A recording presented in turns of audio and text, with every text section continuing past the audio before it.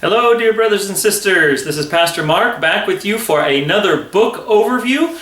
After nearly 50 days in the book of Genesis, we are coming into the book of Exodus. It continues the story of the children of the patriarchs, what's now called the children of Israel, on their grand epic story of their very beginnings of themselves as a people.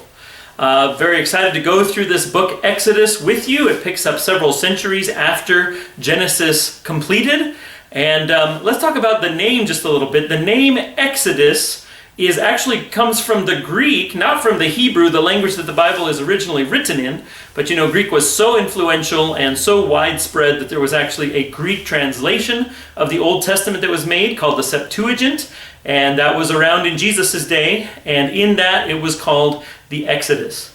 Now, ex is a prefix in Greek that means coming out of, right? Something that comes out. Think of our words in English: to extract, or to excise, or to extrapolate. Even the word exit, right, sounds like the word Exodus. So it is about the great departure of Israel from Egypt after they had gone down there during the time of the famine. I almost called it Joseph's famine, but it wasn't his per se. It just happened during his lifetime. Now, in Hebrew, the book is called Shemot, and Shemot means these are the names. And it's called that because those are the first two words in the Hebrew version of the book. It says these are the names of those who came out of the land of Egypt. Just like the book of Genesis, it's about beginnings, and the first phrase is in the beginning. So the Hebrew name of the book comes from the first couple of words that means, and these are the names.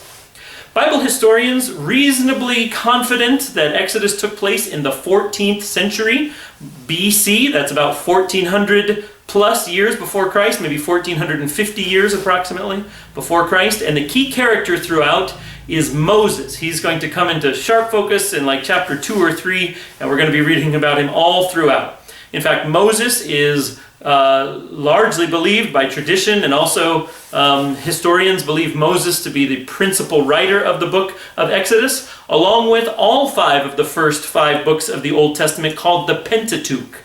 And so we're going to see, I guess it starts to become somewhat autobiographical if you consider that Moses wrote it, from his birth to several important steps in his life.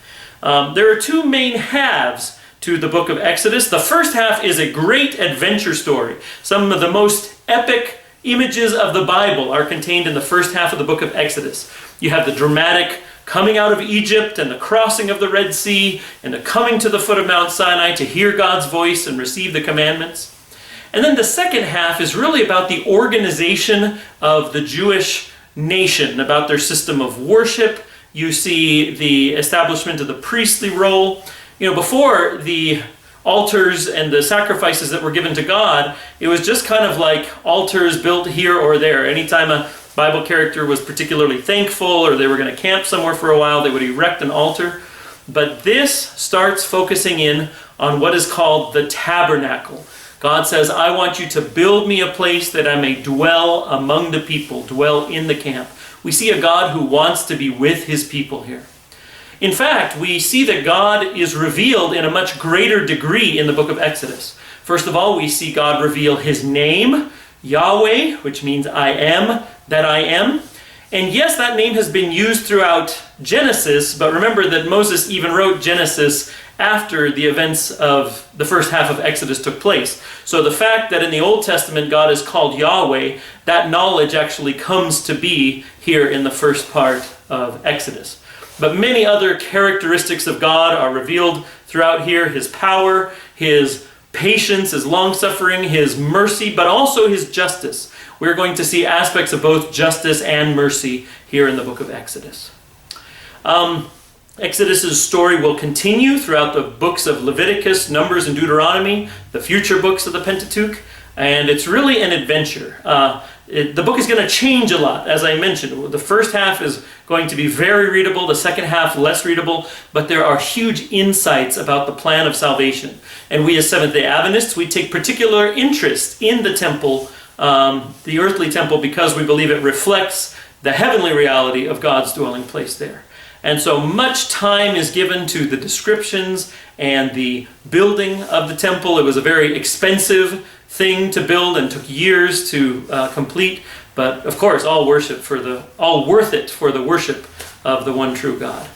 So pray that you will be coming along on this journey with us. For us, it's a metaphorical journey. We'll be staying in our houses, but a very real journey that God's people took there some 1400-ish years before Jesus.